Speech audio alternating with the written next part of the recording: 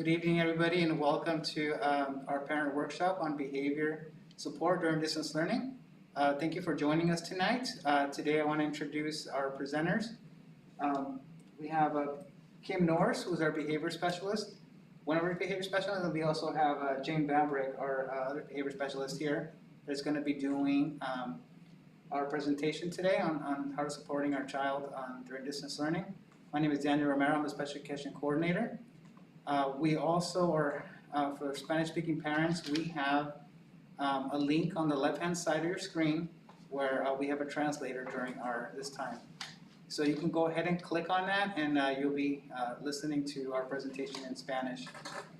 On the right-hand side, we have our number that you can be calling in during our question and answer session. So feel free to do that. I will be taking in the calls. And also, you also have the ability to ask questions during the chat also. So we definitely want to make this interactive as we can to help support you. And yeah, and like I said, we have some great presenters tonight. So thank you. Are you going to put up the PowerPoint for us? Is that up for them to see? Let's see if the PowerPoint is. Are we ready for the PowerPoint? Yes, please. Yeah, we have some great videos to share too. Yeah.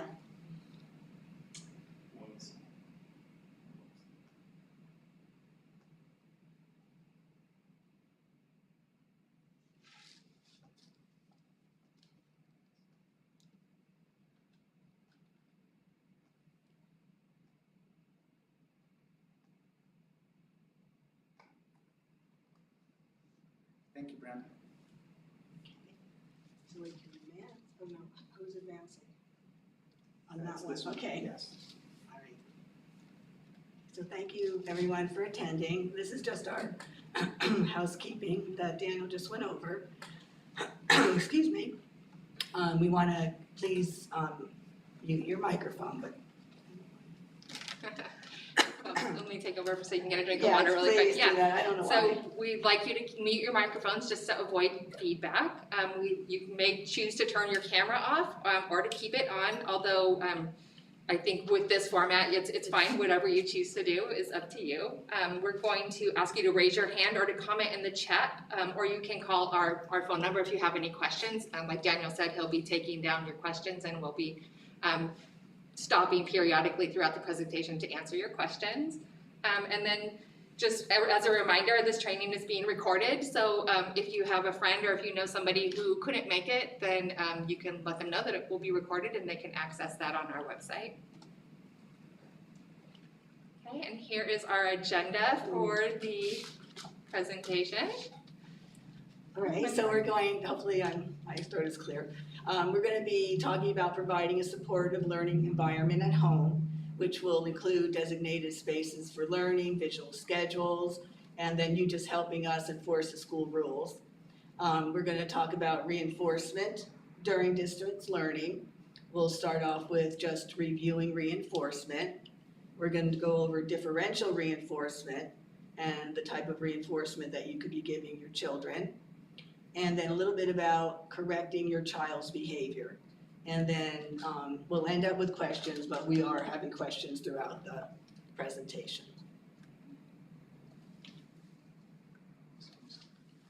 Okay, and so we wanted to include a quick note too about working parents in our presentation, because we understand that some parents have to work and some of the older children, maybe in middle school, maybe left to their own devices. So there are definitely some strategies that we can use to help them stay on task and to get the most out of their online education.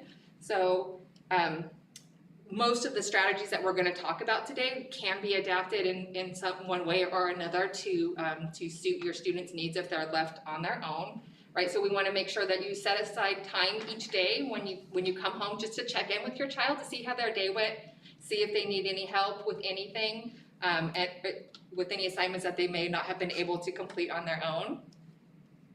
Okay. As a parent, we want to be sure to develop a good relationship with your child's teacher, right? If this is a team and we're going to work to collaborate with one another to ensure your child's academic success.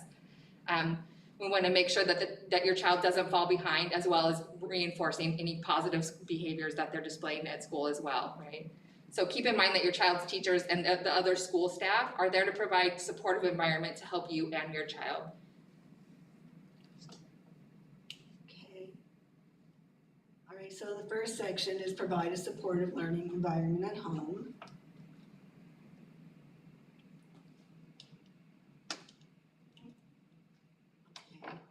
We lost the PowerPoint. We lost the PowerPoint. But we want to provide a designated space for your child to use for learning. And the space should be quiet, a space that is free from distractions. And if you cannot provide that type of environment, maybe they're in a room with their siblings attending school, maybe we can get headphones and put them on. If it's in their bedroom, all right, it should be at a desk or table. We want to avoid having our children sitting on the floor, learning and having to write and participate that way. Yeah, creating as much as possible as a classroom simulated environment is usually best for most of our students. And having a desk that they can keep all of their materials at, or at least organize maybe in a basket. So now we're going to talk about visual schedules. They help provide structure in your child's day, right? They provide a clear external structure for the school day. So you can see on the right-hand side of our slides here, we have an example of what a visual schedule might look like. This would be maybe for a child who is maybe a little older who can at least read, that you can help guide them through their day using the visual schedule.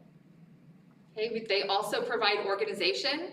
It provides predictability in their routine. When they have a visual schedule set up for them, they can just look and reference at what's coming next, and just like the rest of us, kind of take a mental check off of what they've accomplished during the day and how much longer they have to go. Okay, visual schedules can help increase compliance. Children need to know what is coming next. If consistent, they will learn a pattern and know what to expect. So they'll just every day know, okay, now first math, now I'm going to be going to maybe social studies. The class schedule on the right is for a student that has to choose a reward and set a timer before the day starts. And he does this every period, or they do it every period. And then that's just an example of what their class does up until break time. So the past schedule was almost the whole day or morning, Right. Where we can do it just for portions of the day, depending on the student's need. And visual schedules can also decrease challenging behavior, right? They build trust by having consistency in their routine and knowing what to expect. With that predictability, helps build trust between your child and yourself as a parent, and also between your child and the school staff, the teachers. Visual schedules also take the demands away from you, right? So you're no longer the bad guy who is demanding that your child do math, their least favorite subject, math, next. It's just, hey, it's on the schedule. It's not me. So it takes the demanding component away from the parent. Okay, now we have a video to show you about just using a visual schedule as a self-monitoring tool. So this can be applicable to maybe those students who are on their own, who are left home alone, and they need it for more just a self-monitoring to keep themselves going throughout the day. Now, I don't know how you click on it. We'll figure this out. There it is. You found it. Uh-oh. Let's go back. Can you control that, Brandon? Thank you.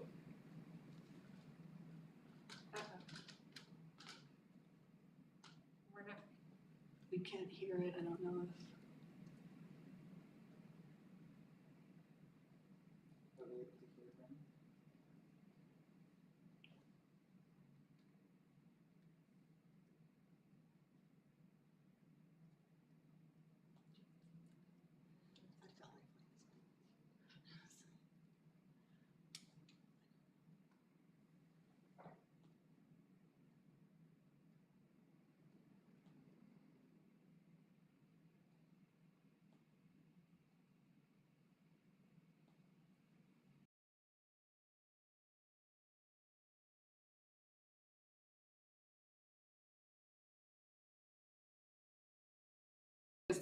move forward then, Yeah, hopefully maybe the rest we of can our, share the link with the parents if they want to go Yeah. and watch it later. So we can go back to the PowerPoint.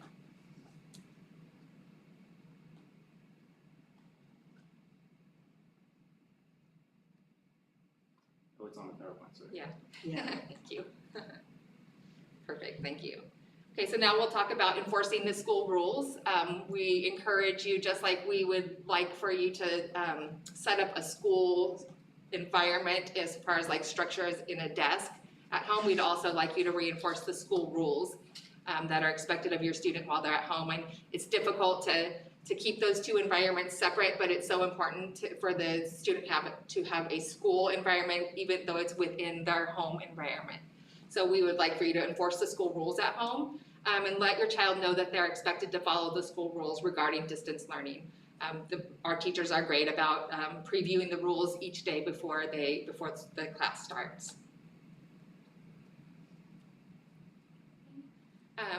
That'll also provide help. You can also provide help navigating the computer, as we know and as we are experiencing right here in our presentation now. There are always technical issues that can definitely lead to extra stress for a student and for parents as well. So if parents are there to provide help navigating the computer, that's very helpful. Finding the mute button, finding the camera off controls, finding how to raise their hand, maybe pinning the teacher to the screen so just the teacher can be seen by your student.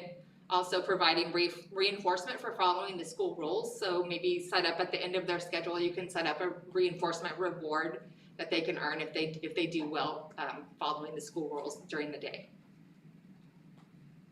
Okay, now we have another video. Let's see if it'll play. It's not gonna play. Okay, well, yeah. And we even have our tech person here helping us. So Yes. as you can see, sometimes tech issues are just an issue. Just part of life Okay, so we're gonna pause here for any questions that you might have regarding what we just talked about. So we have, school rules at home, schedules. learning environment. Daniel, you're our question keeper. Do you have any questions? Do they have any questions for us at this time? We'll give you a minute to kind of think of anything.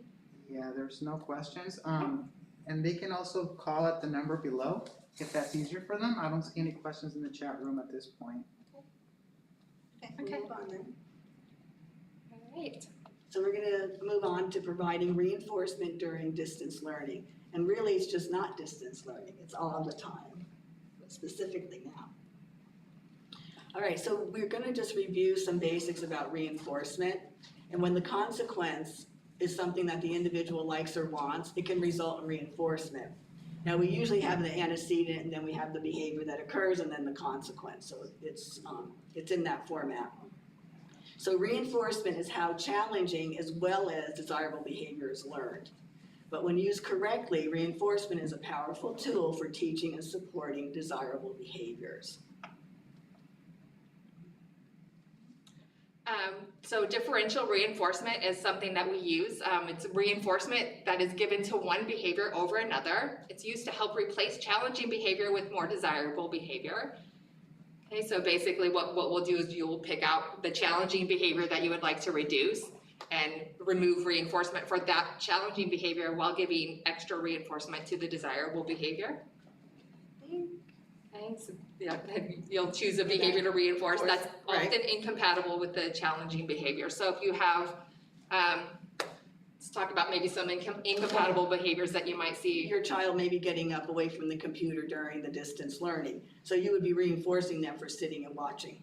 Right, at their desk. Exactly. So, and then some other things might be if your student is banging on the table, you could have them hold their hands in their lap. That's an incompatible behavior to banging their hands on the table. Okay, so going to. All right, so a way that that we can reinforce these desirable behaviors that we want our children to display, we can use social praise. Now this one is, so we have verbal praise, all right, which is an individual. So we're telling them individually what they're doing correctly. And then we have what we call a pivot praise. So if there's other siblings in the room, or in the room where they're learning, then you would be saying to the one that's on task, you would be praising them. Nice job sitting in your seat, nice job following along with the teacher, and hopefully that would help the other child who isn't get back on task. And then, let's see, we have Nonverbal. nonverbal, and we usually would say, you know, what are some ideas for nonverbal, but I can just go ahead and share them. So we have things like high fives, we can do fist bumps, we can just smiling. Smiling is a good reinforcer. If we have some kind of a token system, we can give them points or maybe tokens themselves.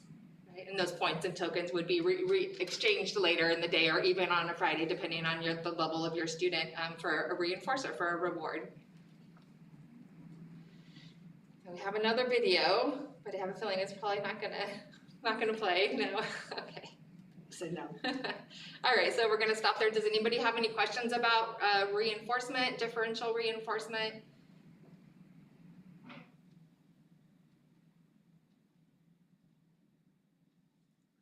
So again, you guys can, the chat room is open, so you guys can ask questions to the chat room. Also, you can call in English or Spanish. Our translator will be translating the questions, and so feel free to call in either language, please. There is a delay, so. Oh, there's a delay. Okay. All right, we'll go ahead and move forward, and if there are questions, feel free to just enter them in the chat room or call in, and we're gonna address all of the questions at the end of the presentation as well. Okay, so we'll talk now about reinforcing positive behaviors. So we just kind of made mention to it just a moment ago. A token economy can be an individual or a group reinforcement system. So you could use it for your individual child, or if you have siblings who are also in school, you can provide a group reinforcement system. We're targeting desirable behaviors like staying on task, leaving their camera on in the classroom. Completing their classwork. Right, yeah, so pick those desirable behaviors that you're gonna reinforce, and you'll provide those tokens as generalized reinforcers, and again, they'll choose what they're working for at the beginning of the day, and that those tokens will be exchanged for that reward. Now, the two token board examples on the right, the one child is just getting tally marks. Okay, where the one on the top, they would actually get a token and place it in each one of those boxes.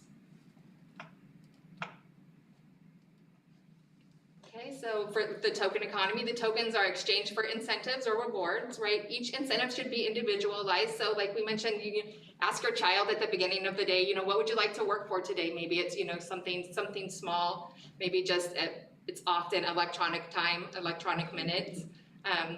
Decide a time to offer the rewards. If your child can wait until the end of the day for their school reward, that's great. Some children may need to be provided rewards throughout their day, you know, at regular time intervals.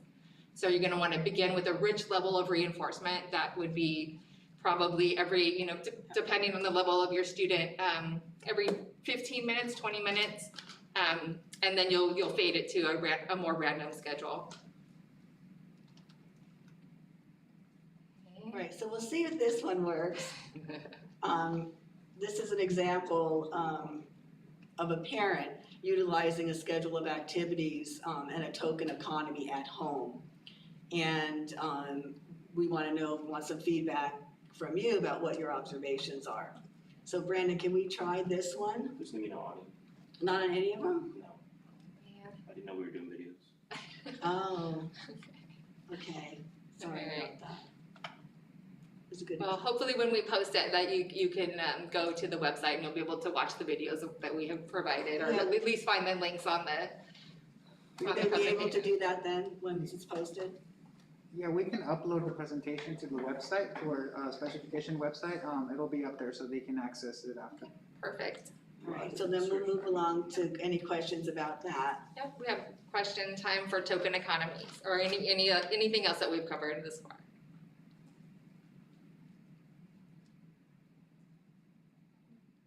We're gonna move forward and then we'll just address questions if you have any at the end.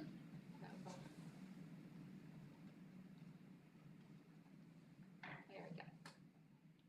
Right, so now we have behavioral contracts. So we have, they're a very effective way to provide motivation. This is very effective for those children who have the capacity to understand what, what you're asking them to do. So they're written agreements between two individuals. They specify the individuals in the agreement. So you would say, Mom and Tommy agree to, this behavior that they would like to develop or see more of. So you want maybe your child to be on task and complete more schoolwork. And then you'll specify also the reward that the child will receive in the contract. Okay. And this would be an example of a behavioral contract. It doesn't have to look exactly like that, but it has all those components that Kim just went over. Yep, so you can see they have their name, it's official, they have their name, their date. This contract has 3 goals. One thing that we recommend though is to not make too many goals in a behavior contract. You want it to be as specific as possible. So within the behavior contract, you'll also specify the consequences. If the child does not meet the goals, then there'll be consequences, and as well as what rewards or reinforcers that they will earn if they do meet the goals. And then you'll also want to put in a date or a time that the contract will be reviewed, just to see how they're progressing, and have your child sign it. Just like adults, when we sign a piece of paper, a document, a contract like this, it just feels more official. Okay, and this was a nice example of creating a behavior contract. This was a fun behavior contract between a husband and wife. The husband is agreeing to his behavior was agreeing to make the bed every morning because he gets up last, and in exchange, his reward on Sunday was to go fishing. For 3 or 4 hours. Every Saturday. All right, so when we're correcting your child's behavior, we want to let them know what to do instead of what they're doing wrong or what not to do. So we have a list there of like no hitting. What would we say to the child instead of no hitting? Now, I don't know if there's time for them to respond or not. Daniel, or is anybody? So we have one question. So Alright. they're asking, what happens if the tokens don't work? The tokens, you just have to make sure that you're picking the right motivation, first of all, so for your Yes. child. And then the consistency is huge. So the biggest thing, and we do get that question a lot when we're talking about reinforcer systems or token economies, you have to give it some time. Don't expect it to work, the first couple of days.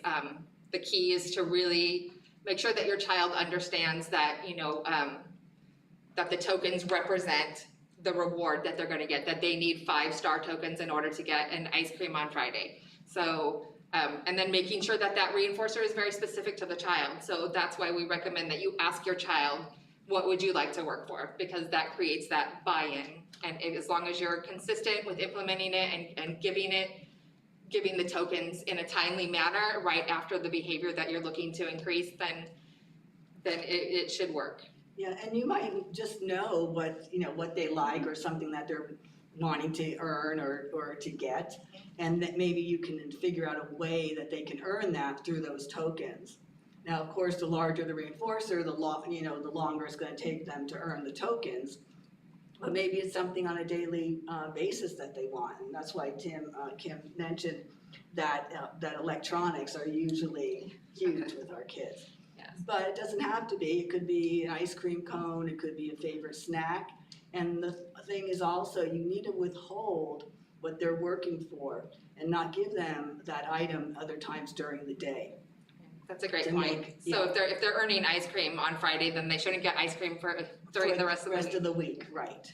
Right. So So hopefully that answered your question. Did that. Yeah, always feel free. You can also email us if you have any further questions, but we're just kind of addressing students in general. So not knowing your specific child, then it makes it a little more difficult to answer that. So we're gonna get back to the telling your child what to do. So we also call this positive phrasing, right? So rather than phrasing something in the negative, it's more effective if you phrase it in the positive. And it's also, we forget sometimes that if we just tell our child what not to do, then they don't really know what to do next. So telling them what to do instead is much more effective. It's making it a teaching moment. That's right, yeah. So instead of no hitting, you might say, something like have safe hands, or, something more positive. Or maybe something use we your can do. words. Use your words. Tell me what you want or what you're feeling or wanting to say instead. Yeah, so no fighting over things is similar. Maybe you can, why don't you take time to share that with your brother or your sister? Or take turns. And no crying might be use your words. It could be or another it could words be- one, yes, it could be, use your words. No running would be walking in the house, please. Okay, could be either. I mean, it could be a multitude of things. It's just all about, phrasing it in a positive manner. Not doing their homework could, how about just do your homework? I mean, that's just the simple, the simple positive of that one. Not cleaning up is make sure you put your toys away. Put your toys away. Let's clean up, then we can have ice cream for dessert, Yeah, there you go. As long as it's only Friday. as long as it's only Friday. So we have another video that Polly's not gonna play, so we're gonna just like peek through that one. Can we get them all up at the end? Yeah, and that's it. That's all we have for you guys today. So if you have any more questions, please feel free to type them in the chat box or call the phone number. We'll be happy to answer your questions. And again, you can email the district and they'll make sure that Jane or I get those emails and we can kind of Try to provide some more problem answers. solve Mhm. with you. We don't have a new question, but just a comment from the last person made the who asked the question, saying thank you. Yes, you did answer their question. Okay. Oh, okay, good. That was good. So again, feel free to give us a call in English and Spanish. We'll be happy to answer your question. Well, thank you all for attending and tuning in. Hopefully you'll get to check it out on the website as well so that you can see the videos. We also have some resources, a resource page so that you can look up some additional resources about what we talked about. Yeah, and again, we apologize for the videos now showing, but we will be posting this presentation on our website, so you'll be able to. It's in the description. Oh, and in the description also, so that you guys be able to go back and see it. Thank you, everyone. Have a great night. Bye-bye.